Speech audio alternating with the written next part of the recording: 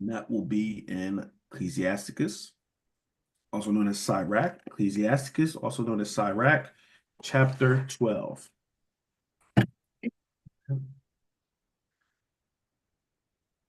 Ecclesiasticus, also known as Sirach, chapter 12, beloved.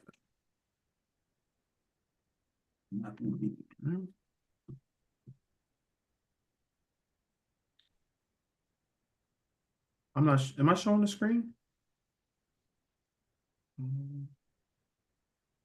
Come. okay. Yes, okay.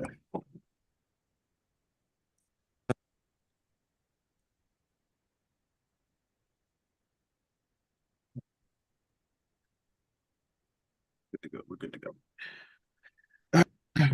Ecclesiasticus, also known as Sirach, chapter 12. We're going to start at verse 1. It's not a long one at all. If you do have stuff, you can bring it out. Thou wilt do good, know to whom thou doest it. So shalt thou be thanked for thy benefits. Do good to the godly man, and thou shalt find a recompense. And if not from him, yet from the Most High. All right. So I like that they actually give description because we think just because you're, let's say something like, giving money or something, right? So you something like that. You're giving money to somebody that's doing good, right?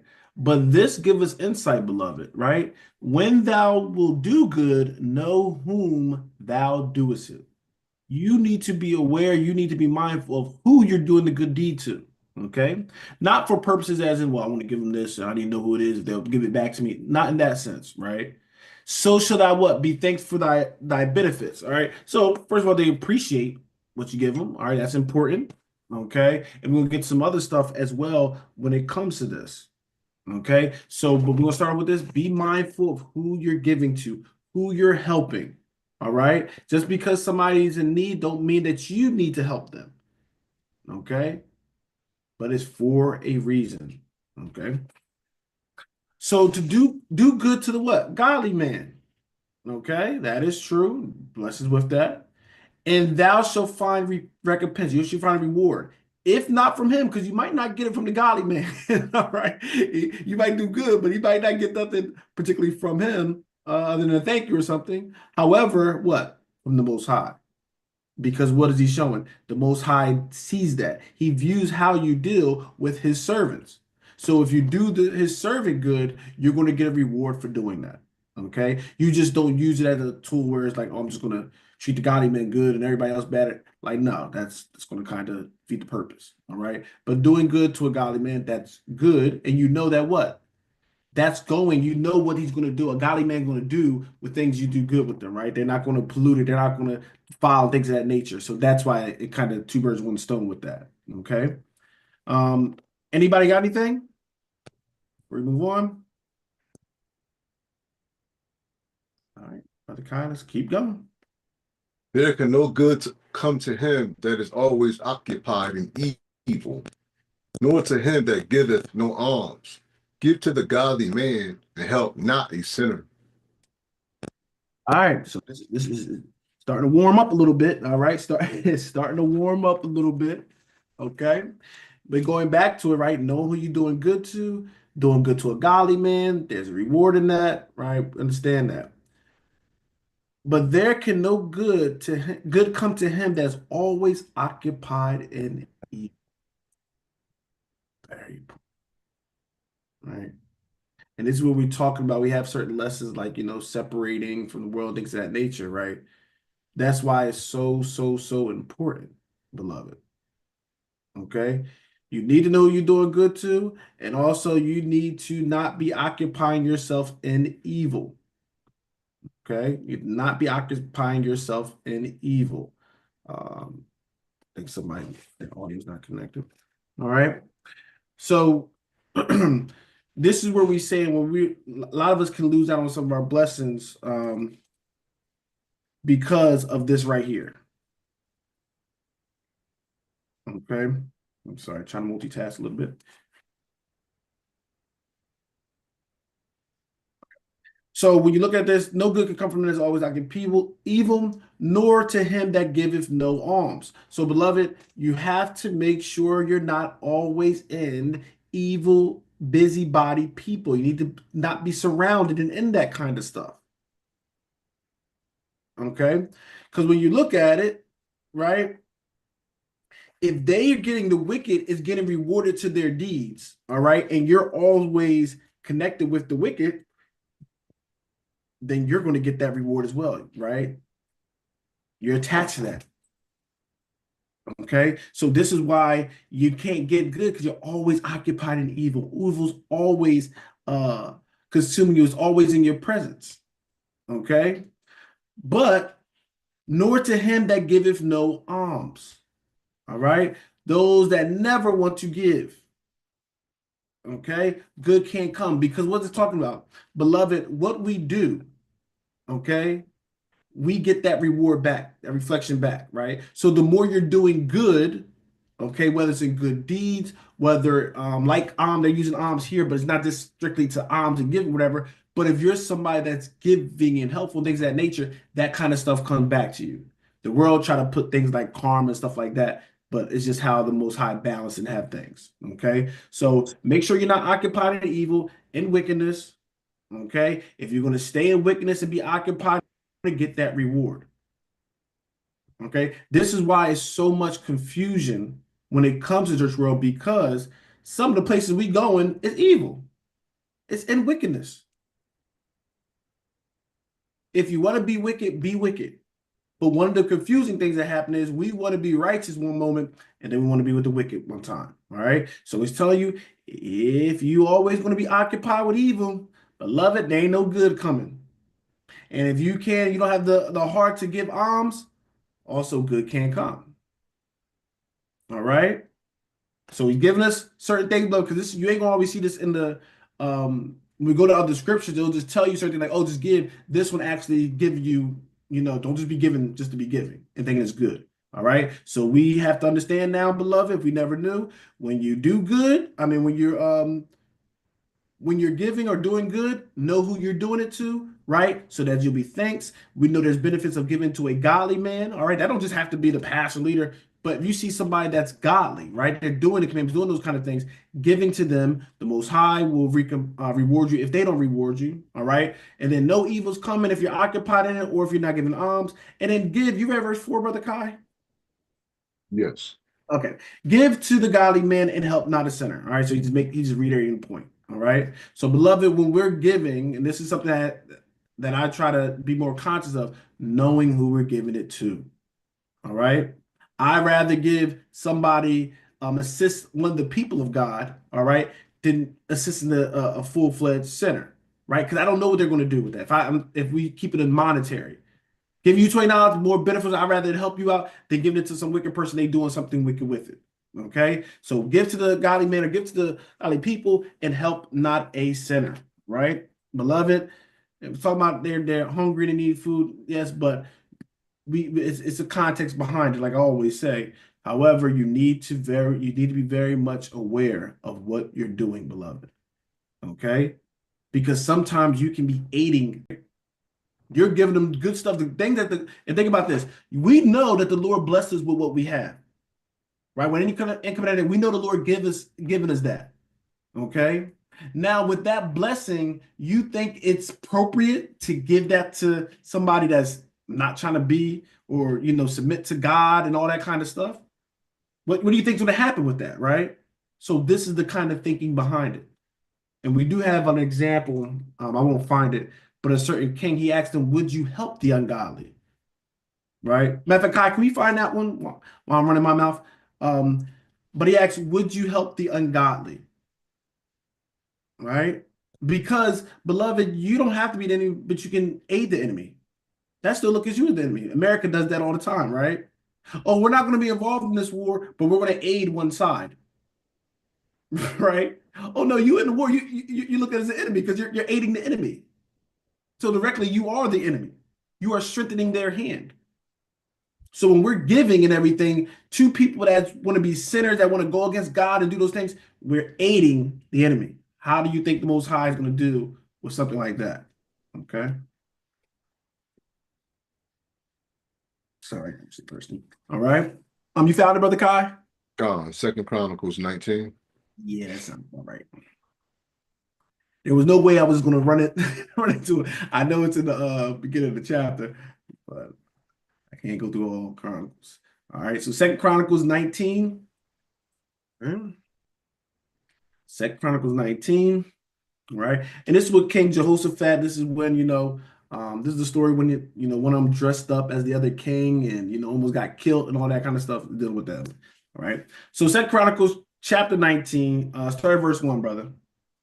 And Jehoshaphat, the king of Judah, returned to his house in peace to Jerusalem. Hmm. And Jehu, the son of Hanani, the seer, went out to meet him and said to King Jehoshaphat, shouldest thou help the ungodly and Mm-hmm. love them that hate Yahweh? Mm-hmm. Therefore is wrath upon thee from before Yahweh. This is the question you got to ask ourselves, beloved. Should you help the ungodly? He threw the question out there. Should you help the ungodly and love them that hate Yahweh? Think about that, beloved. Do y'all think that's possible? Do you think you're in good standings by helping the ungodly and loving them that hate God? And I mean, this should come down to family, friends, all these. We need to examine this. Does this mean you can't be cordial? You can't say, I'm not saying that, beloved. But listen what he's saying. Helping the ungodly. Love them that hate Yahweh. And this is why sometimes it goes against we don't understand sometimes the Lord is trying to get people's attention, right? Sometimes he's trying to take resources away to get their attention, and instead of letting God work, we sometimes messing it up, right? Because we want to give all their need, blah blah blah. Sometimes the Most High is trying to get their attention because once he touches substances, this is where people get more religious and start evaluating themselves. All right, so you just want to be very mindful.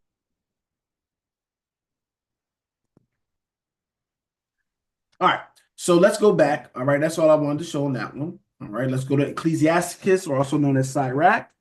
All right, let's go to that and read verse 4 again, and let's read verse 5.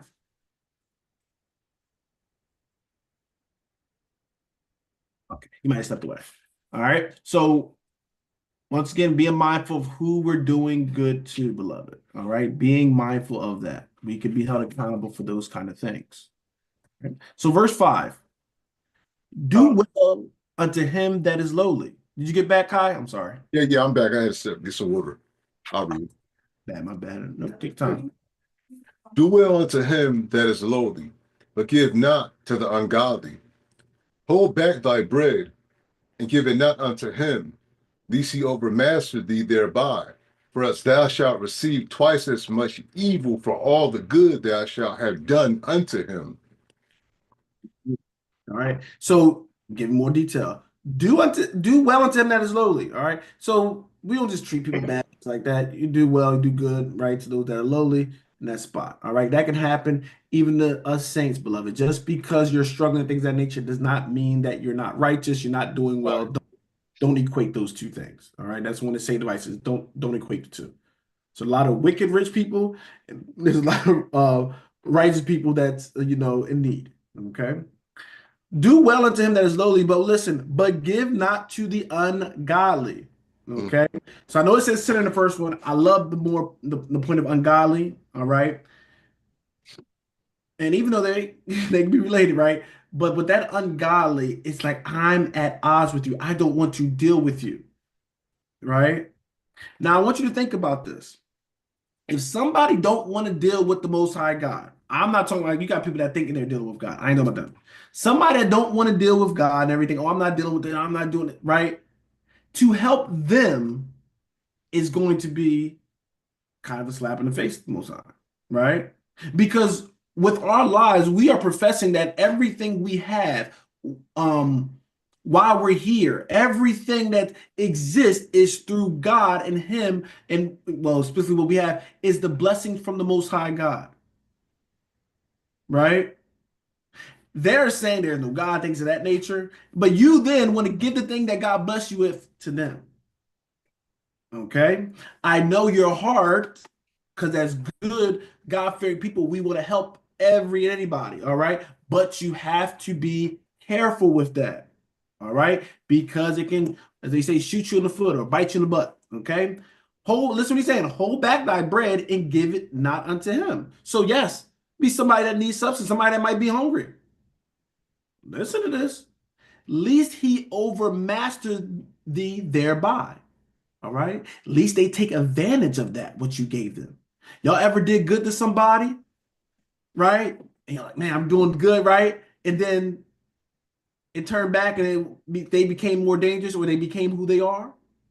All right. You're like, damn, I should have just kept them where they was at. Right. This is the kind of stuff it's talking about. For else thou shalt receive twice as much evil for all the good that thou have done unto them. Okay. So this is why you know to be, like I stated in the beginning, you need to be aware who you're doing good to because of these kind of things. Now I know some of us experienced it. Sometimes the spirit be like, no, don't do that, don't give it. And you thinking, right? Oh, that must be the devil. That must be the devil not wanting me to give because this is good. Nah, it ain't always the devil. Sometimes the spirit saying, no, don't give it to him. Right? Sometimes that make a condition worse. All right, let's keep going. Let's keep going. I'm sorry, did anybody have anything before we keep going? All right, let's go, Brother Kai. Verse 6. For the Most High hateth sinners, and will repay vengeance unto the ungodly, and keepeth them against the mighty day of their punishment. Give Uh, unto sentence. Go ahead, get the next one. give unto the good, and help not the sinner. So I know you've been in church and they always tell you God don't hate you, he hates the sin, right? God don't hate you, he hates the sin. He don't hate the sinner, he hates the sin. Yeah, but you doing the sin, so yeah, it's gonna be attached to you. I don't hate the rob, right? I hate the the robbery. Yeah, but the robber's the one that's doing it. So yeah, he's gonna be connected to it, beloved. All right. It sounds good, right? Might make you feel good as a sinner. Oh, well, you don't really hate me. And there's an understanding that I get what they're trying to say, but no, there's a dislike for you, right? Because you're choosing. And that's different if you're ignorant. You're choosing to do that. No, he has an ought with you. Okay. So for the most high will not hate of sinners and will repay vengeance unto the ungodly. He's going to get them and keepeth them against the mighty day of their punishment. Okay, so we know that there is a punishment, even early, or New Testament, anything established what we already know there's a punishment for the wicked. Okay, the new. Now let's go to Psalms 5. it should be Psalms 5. I think it's 5 and 5. Is it 6 and 8? 5. I know it's like two. That's Hmm? I think it's 5 and 5 and 6 and 8. I've had That's it it. years ago, Yeah. but let me see. Psalms 5 and 5. Okay, yep. The foolish shall not stand in thy sight. Hmm. Thou hatest all workers of iniquity. Hated all who? The Workers of iniquity. You that sinning. Yeah, I hate you. All right. Sinners is there. You. You picked it up. All right. Mhm. Thou hatest all workers of iniquity. So they say, oh, he hate the sin, not the sinner. No, no, no. He hate the sinner. Okay. Yes, your God hate the sinner. Okay. Is 6 8 the other one? Let Verse me. 6. Let me read verse 6. That goes right along with it. Yeah, yeah, yeah. Go ahead. Go ahead. Thou shalt destroy them that speak leasing. Yahweh will abhor the bloody and deceitful man. Mm, all right. Definitely strong. He hate. Abhor, another word for hate. Mhm. Bloody and deceitful man, right? That innocent blood trying to shed it, always in something. That's Mhm. why I say you can't be connected to these kind of people, beloved, because what? You're going to get a punishment too. Well, I don't say things bad about it. I'm not, but you always around the murmurs and stuff like that. Oh no, you're going to get a murmur's reward.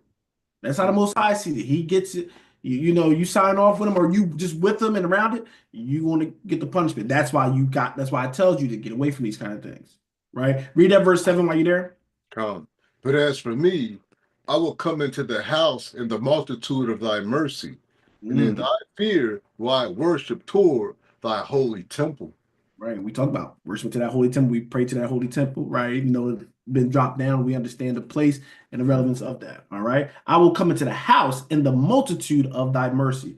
Because literally the mercy will be there. A lot of what? The sacrifice and things of that nature. We know God is merciful, all that kind of stuff. Okay. Let me see if it's in 6 and 8. Yep. Look at my brain. My brain works half time, right? All right. Psalms chapter 6 and verse 8, beloved. Psalms chapter 6 and verse 8. Depart from me, all you workers of iniquity, for Yahweh have heard the voice of my weeping. So once again, reiterating that point, depart from me, all ye workers of iniquity. All right. All you sinners. All right. He's saying depart. Depart. All right. We'll go back. We'll go back. I used to have those three. It used to be those two scriptures and the one in Matthew I can't get. I think it's like 21 something or 23 something, but that's I never knew you, ye workers of iniquity. That was my three hit combo, right? So hitting the workers, right? Two in Psalms, and then everybody remember when Christ was saying, I never knew you, ye workers of iniquity, or depart from me, ye workers of iniquity. There go another one. All right. So don't think you're free and he don't mind the person that's doing it. No, he's going to punish the person that's doing the sin. All right. Verse 7, give unto the good and help not the sinner. That's where we left off at.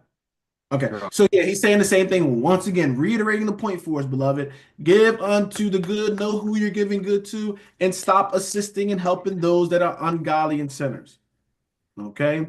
And I know it can seem like it's mucky, but even with me, I remember I used to I asked my dad, who was my pastor, the time, even when it comes to like some of the holidays, I'm like, you know what, it's charity, right? They're giving charity and stuff like that. That time I used to eat McDonald's all the time, eat that stuff no more. But they used to have a little a window, and sometimes you give money, and it's like for the charity, they will have it for. You put money in here and we'll give it to them, Christmas. I'm like, well, I don't believe in Santa Claus and everything. And I know that in my heart. And, everybody that know me know that. But, this is a good service, right? Why not do this? And my dad he actually gave me real good counsel with that. And he was like, you got all year to be given. You know what I mean? Why would you try to do it when they're attaching it to Santa Claus or attaching it to a lie? And it's like simple wisdom. I mean, simple counsel. But I was like, oh, yeah, that does make sense. Why would I do that? Right. And also, we know with America, when they're giving out, when you're doing charity to them, know who you do good to, right? We know they taking half of that, and just some big old CEO probably taking half of that money anyway, right? So there's another reason why we ought to know who we're doing good to. All right, even when you're giving a charity, who is the charity for? Who is it benefiting?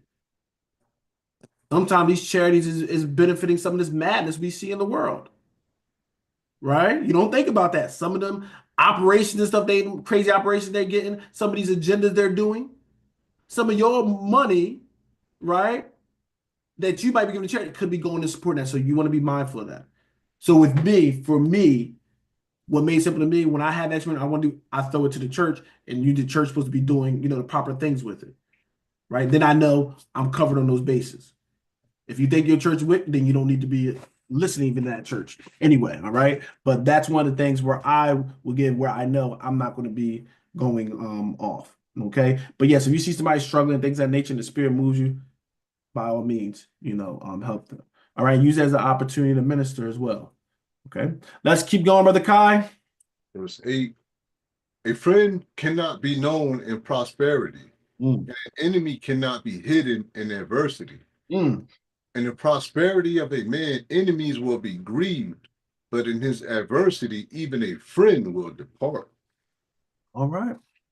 That's heavy, beloved. A friend cannot be known in prosperity. All right.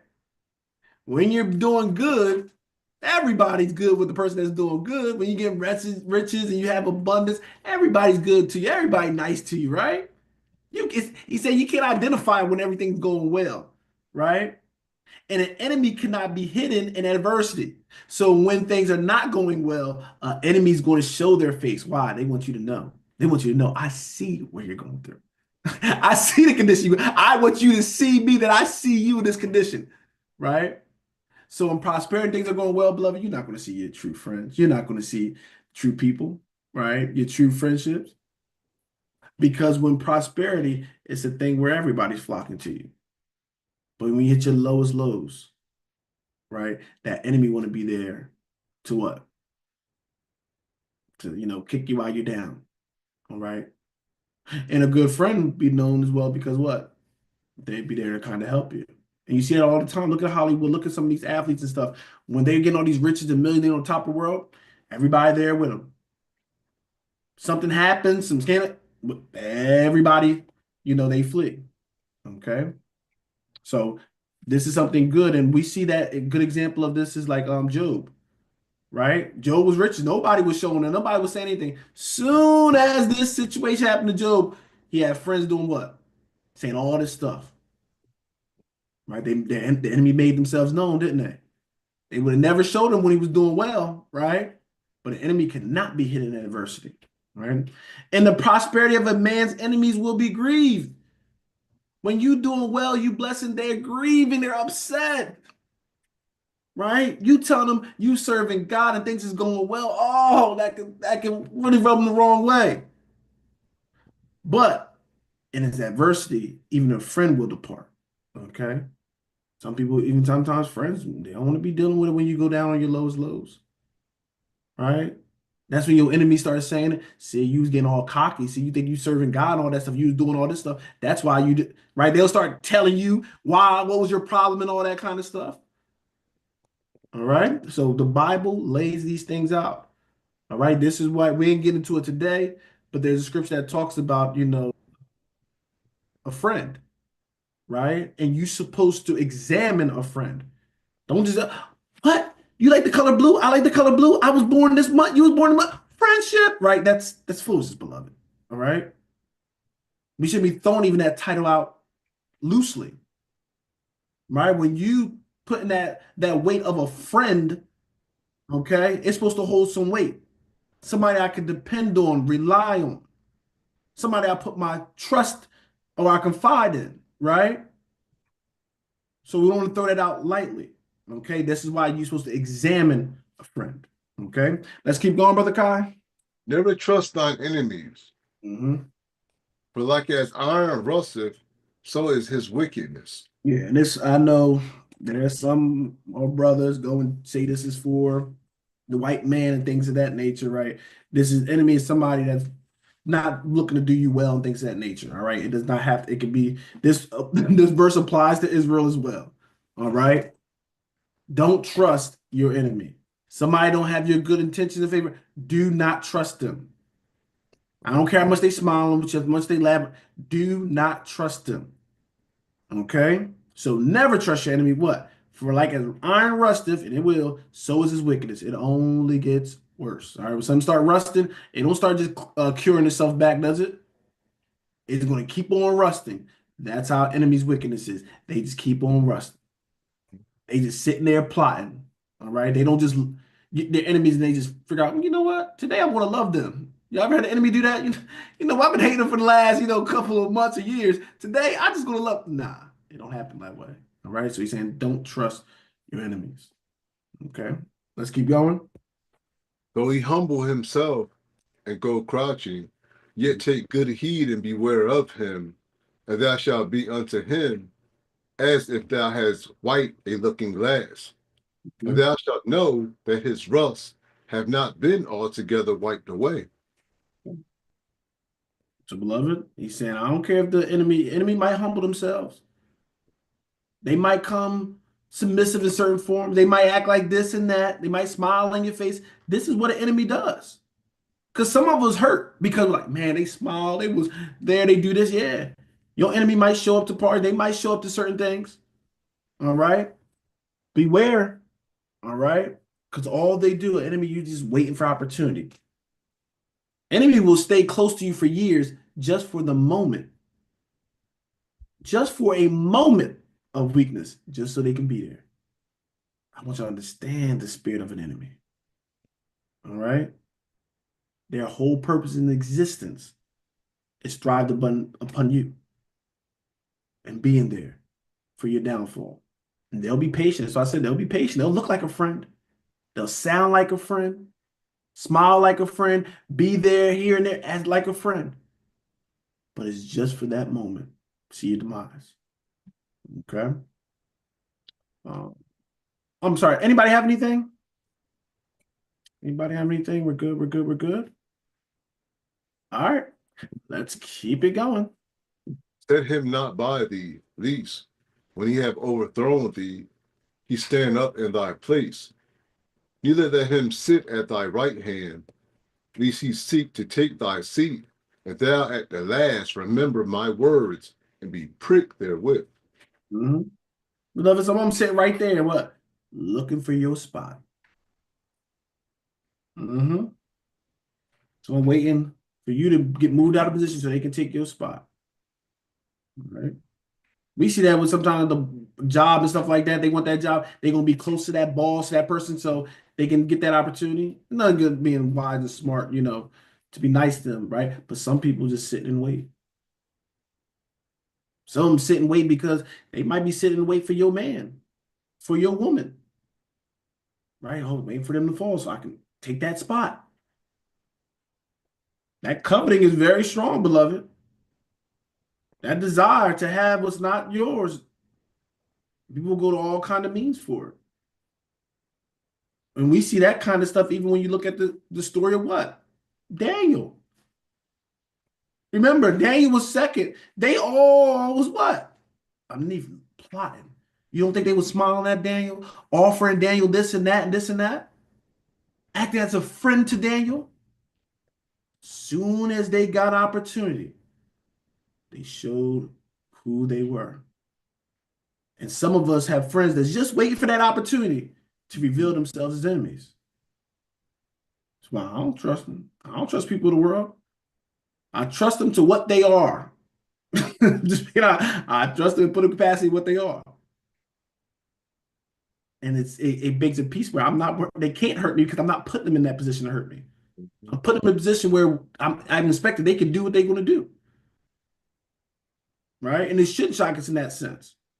But more of the people that's where it should hurt me. But I'm saying this applies even people we fellowship and everything, but you need to still understand these things. Um, Okay? Not trying to scare people, but just being aware, beloved. All right. All right. Listen to this next part, beloved. All right. So they might sit in there because they want your position. All right. Being a hater. The Bible talks about it. Just don't be saying hater all the time, but it talks about it, right? Jealousy and all that stuff is all in here, beloved. All right. Gives us everyday life. That's why I love this book. Giving us everyday gems that we can use. Right. Listen to this verse 13. who will pity a charmer that is bitten with a serpent, or any such as come nigh wild beast? Who will pity a charmer, I'm sorry, that's bit with a serpent. So remember, y'all see those people. I'm about to stereotype it. That's the Indian people for the most part. Anyone? So they'll have it where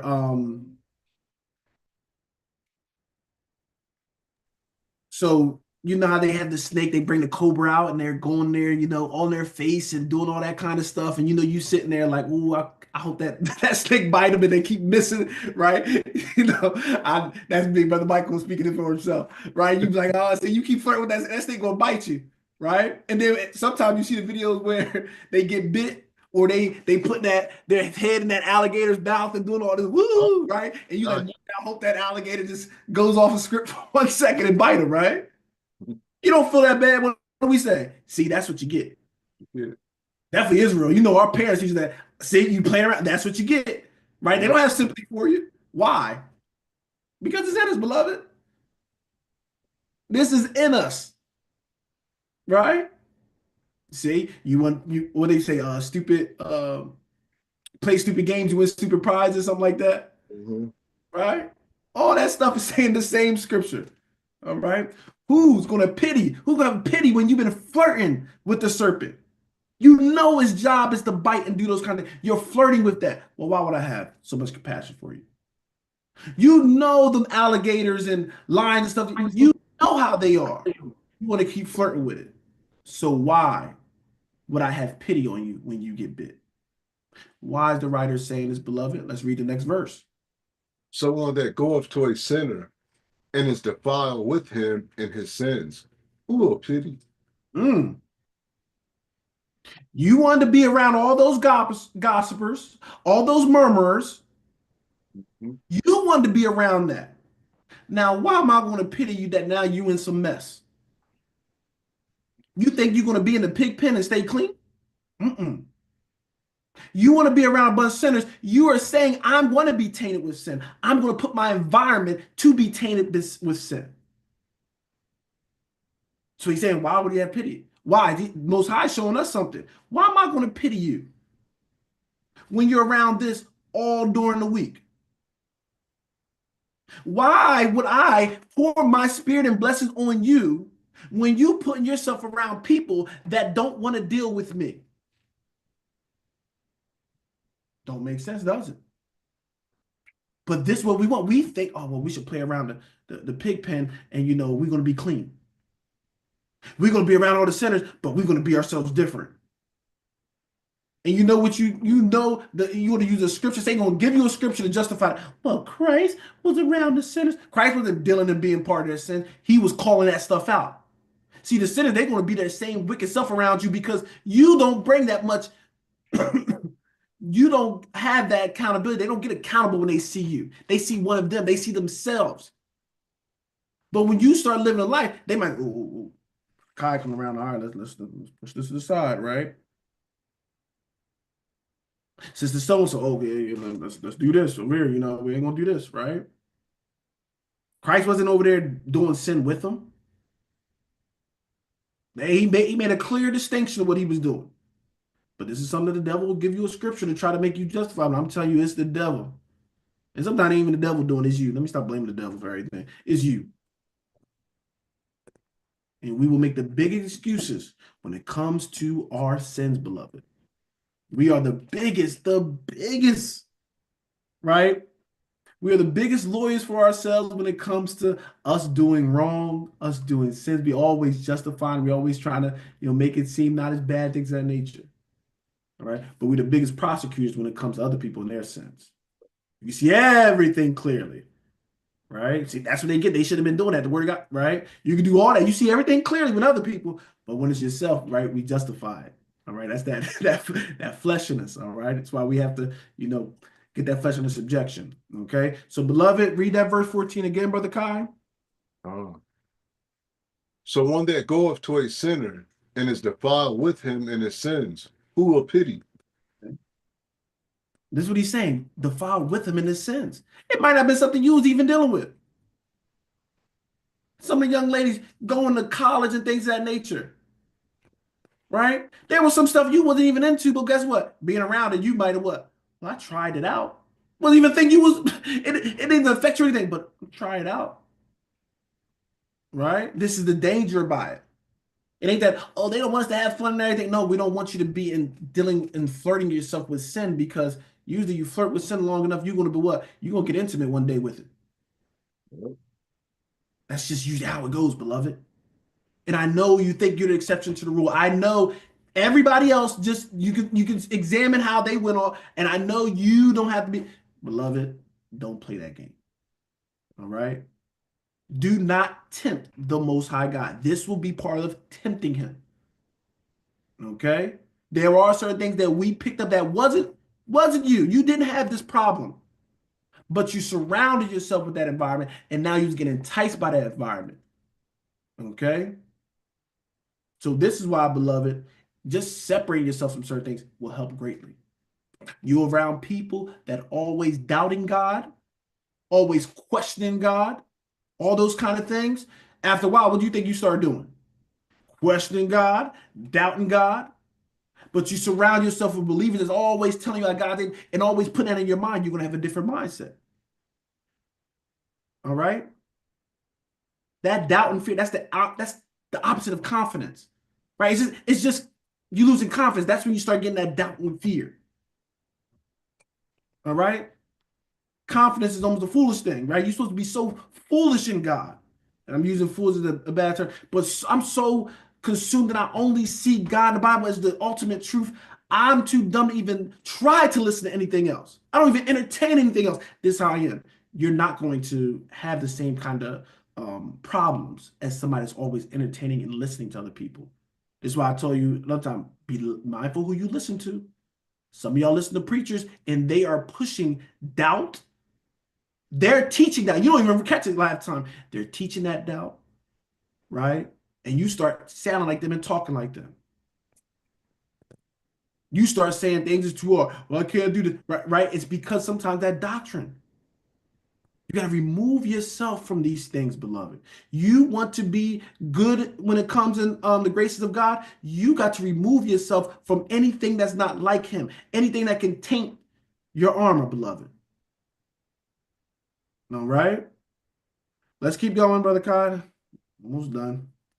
For a while he will abide with thee, but if thou begin to fall, he will not tarry. Another reason. It's an insurance policy, right? You're around a believer, right? I can start talking stupid. I talk to brother Kai, talk to some of the brothers, right? If I start talking stupid, talking like an unbeliever, brother Kai have an obligation to check. Oh, brother, nah, that ain't right, right? I might have a weak moment. I'm saying this. Oh, I don't know, man. This is, brother, nah. You know God's able, right? We don't catch it, but that little bit of stuff helps me. Because all it takes is one little moment, beloved, to get into the where people, I don't want to deal with God, F God, all this stuff. It's not because they just came out full fledged people that hated God. No, it's those moments of weakness where somebody couldn't carry them up.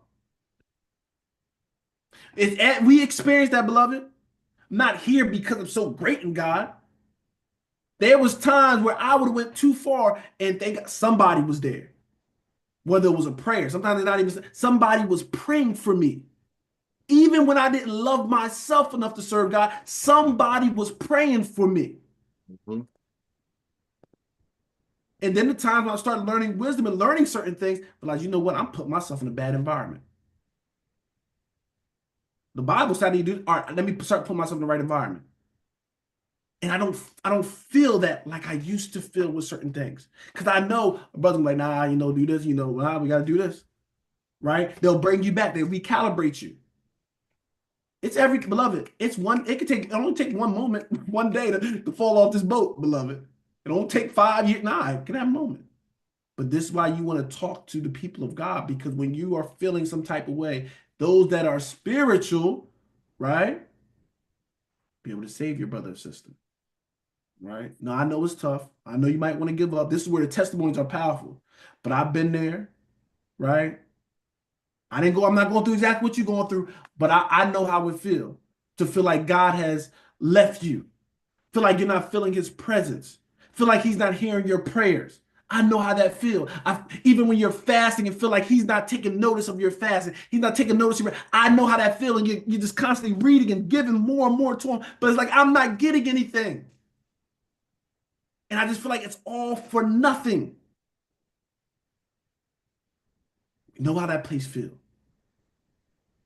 But you know what a sinner and ungodly person going to say? You know what? Maybe you should just, take a break from serving. Man, why don't you do this? Why don't we go out and do this? Why don't we just forget about that, right? See, that's an enemy. It sounds good. It sounds like they support that, but that's an enemy. But a friend, a brother, a sister, they going to say, nah, we can't even think like that. Nah, don't even speak that to existence. Our words are power. If you feel like if you're not getting his attention, seek him harder. Right? This is the uplifting that we're supposed to do. This is what the Most High wants you to surround because once again, beloved, he's looking at us as children. Just like with us, we have children. Do you want your children hanging with the drug dealer all day? Do you think he's gonna get good stuff and that's gonna be beneficial to him? You want your daughters hanging with people that just throwing their bodies, being promiscuous with their bodies? No. So the Most High is giving us that counsel as a father. I don't want you surrounding yourself with those kind of people because usually who you're around, what they birds of a feather flock together. All right. So they're getting all this kind of stuff that these saying that we're getting. It's the scriptures, beloved. It's the scriptures. All right, brother Kyle, let's keep going. Let's keep going. An enemy speaketh sweetly with his lips, Mm-hmm. but in his heart he imagineth how to throw thee into a pit. He Mm-hmm. will weep with his eyes, but if he find opportunity, he will not be satisfied with blood. Enemies speak good with their what? They live. They got good words. Mhm. That's what entices you. That's what gets us caught up with the good words. But in his mind, he imagined how to throw thee into a pit. He's worrying about destroying you. Even when he's worrying about destroying you. He might cry for you, might seem like he's crying for you, but he's just waiting for an opportunity. All right, an enemy is just an opportunist. Okay, let's keep reading. If adversity come upon thee, thou shalt find there shall find him there first. And Hmm. though he pretend to help thee, yet shall he undermine thee. Read the next part too. He will shake his head and clap his hands and whisper much and change his countenance. In there, right? Something happening, right? The great part, soon as something happening, they right there, ain't they? Right? Ready to take advantage. Verse he come upon thee, thou shalt find him there first. You think, oh, my friend is going to show up first. Nah, usually that enemy is showing up. All right? This is their time to be present. Though he pretend to help thee, he pretends to help thee. Oh, you need anything? You need anything with this? Oh, how can I help you out? Right? They're pretending. They're putting on a show, but they're trying to undermine you. All right? The enemy is a mindset, beloved. It's a mindset. A friend, a brother, it's a mindset. Don't put on the flesh of the blood. It's a mindset. Those that want to do good, Shalom, Alma, those that want to do good is going to what? They have to go in the scriptures. They have to see what good is. They want to learn love. They have to learn what love is, beloved. Okay? We have to purge ourselves from this world, right? We don't even understand how tainted we are from this world. The people and the things we call them friends is the enemies of God. But we think they're qualified to be our friend, even though they could be an enemy of God. Some of y'all will argue with me. No, you saying that, but they're good. They're good. Yeah, see, I know, they're good because that makes sense. The person you in love with, your God, your Father, that's good and perfect, they can't see the good in Him and serving Him, but they're good enough to be around you. And you don't think you're taking a risk. You don't think you're taking a chance with your soul. You already took that chance. You already took the risk. Some of us are stagnated because we can't let that go. We can't let it go. But Yahushua says what? Who is my brother? Who is my sister? Hopefully his words hold weight, right? Who is my brother? Who is my sister? Those that's doing the will. Who is my friend? The ones that's doing the will of God. I thank God I don't have. I mean, I'm young, but I like also, I don't have that many friends in the world. Like,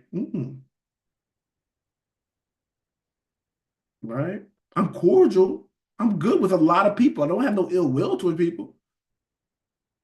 But to be in that circle, in that number, I can't afford for them. Like, if you mean, somebody's getting converted over, beloved, right? Either they're coming closer to God and viewing you, or you being tainted by them. If you don't know which one you are, I'm letting you know. You're most likely getting converted more to them. How it goes, beloved. Sin is not stagnant. Wickedness is not stagnant. It don't stay the same amount. It don't stay there. It grows. It's a cancerous thing. It grows, beloved, until it has consumed. We have to understand this. If you are not taking steps closer to God, you're taking steps closer to wickedness. There's no, I'm just staying in the same spot. No, if you feel like you're staying in the same spot, all right. But beloved, this is encouraging.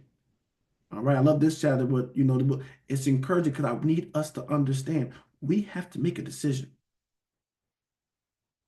Who are we going to choose? I'm not going to judge you on what you did already in the past. The past already done. But Paul says what? I look what? Where's the mark? Look at those things above, or in front of me. Okay?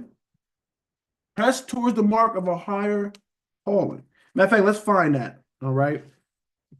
We'll end it there. All right. Well, let's find that and we'll end it there. All right. And that will get me right under my hour. All right. Press towards the mark. Let me see.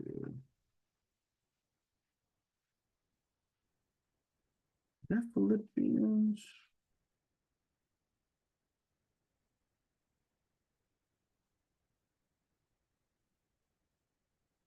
Yes. Philippians 3. Right. Philippians 3.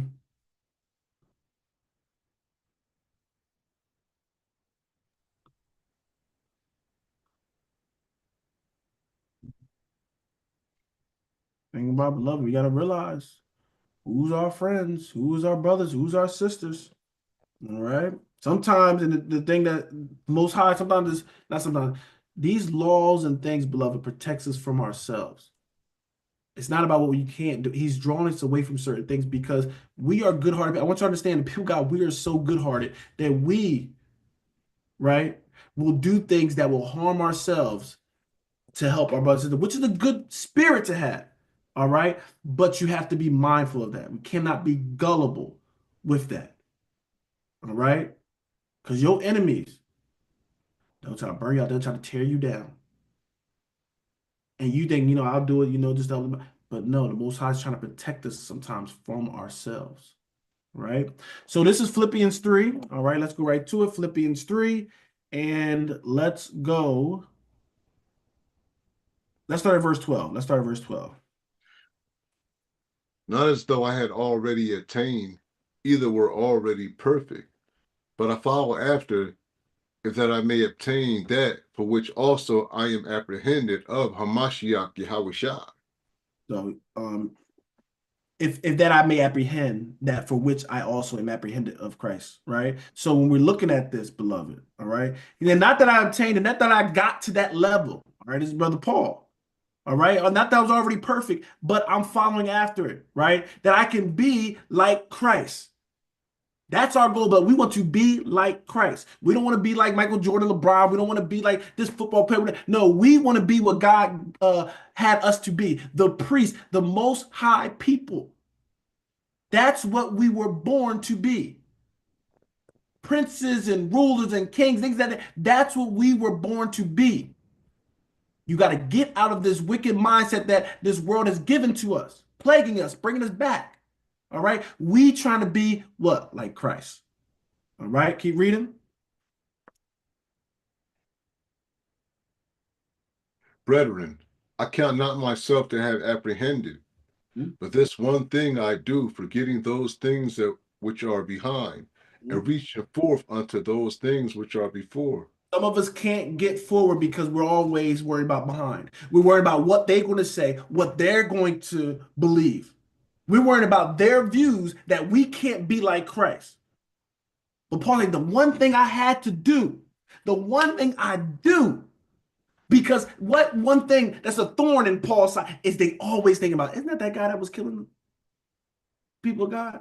That's the guy, right? That's whose reputation was.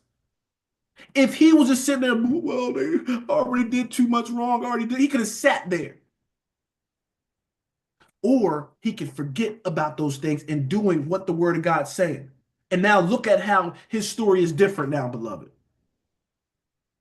Some of our stories will be different if we can leave the past where it's at. But some of us don't want to do or can't move forward because we're always worried about what? The things that's behind us. We comparing ourselves to this person, that person. Well, you're not a teacher like this person, so you shouldn't say anything. Oh, you can't sing like this person sing, so you shouldn't sing anything. You scared to step out on faith with anything with God because of what's behind. Some of the things ain't behind you. We still in that environment, but we about to take a step forward and leave those things that's not like God and those people like God behind us. So it's all going to be behind us today. I follow after if that I apprehended it, I'm sorry, going the wrong one. Thing I do, forgetting those things that are behind, I'm forgetting it. Some of us can't get past our past. Forget it. It's already done. You can't rectify that. You can't control that. I gave that to God's gift. I can't do nothing about that. But what I can do today, this appointed time, the day of salvation, ever before us, beloved, we can reach forward. All right. I forgot the things behind. When you forget the things behind, all you're doing is what? Think about forward and reaching forth those things which are before. How can I be what God called me to be today? And the answer is stop thinking about yesterday. Winners look ahead. They think about winning. Losers, they over there always looking at the back. See how far they got. We so focused on what's before us. We don't have time to think about what's behind us. All right. Brother Kai, let's read that verse 14. I press toward the mark for the prize of the high calling of God in Hamashiach Yahushua. We should be pressing towards that mark, beloved. That's in God. That's the only mark we should be pushing towards. Everything else is vanity. This is the only thing that matters. All right. Give us verse 15 and I'll be it, beloved. We'll end there. Let us therefore, as many as be perfect, be thus minded. And if anything Mhm. be otherwise minded, God shall reveal even this unto you. Let us therefore as many be perfect, beloved. Those that want to walk in God, those that want to walk in perfection. I know the world told you you can't, but if you want to work, if you believe the word of God, those that walk as many be perfect, be thus minded. Have this same mind, beloved. That's what he said. You have to have the same mind if we want to be perfect. If you don't want to be perfect, you're always going to be thinking about the mistakes you made, the past, all those kind of things. But those that want to be perfect, we just worry about from what's happening in front of us and reaching and keep reaching forward to that mark. All right. All right. Those that's watching through YouTube, all right. We say Yan Haba Thumb, which means love you all, and Shalom. All right.